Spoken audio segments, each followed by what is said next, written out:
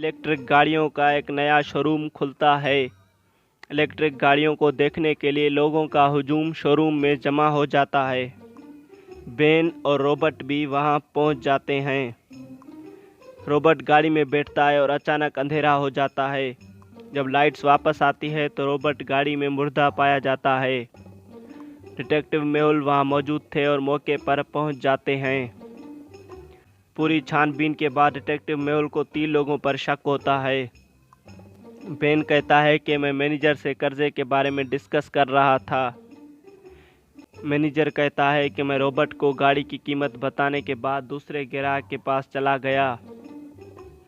Mechanic कहता है कि मैं रॉबर्ट को पेट्रोल टैंक और गाड़ी की खुसूसियात बताने के बाद मैं चला गया।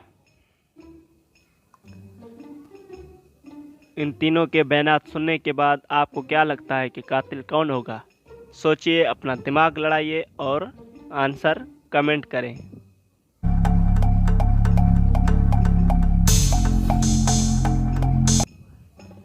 कातिल है मैकेनिक, क्योंकि मैकेनिक ने कहा था कि मैं रॉबर्ट को पेट्रोल टैंक और गाड़ी की खुसूसियात बताने के बाद चला गया। लेकिन गाड़ियां तो इलेक्ट्रॉनिक हैं, इलेक्ट्रॉनिक गाड़ियों में पेट्रोल तो नहीं डलता, इसलिए वो झूठ बोल रहा था। वही कातिल था।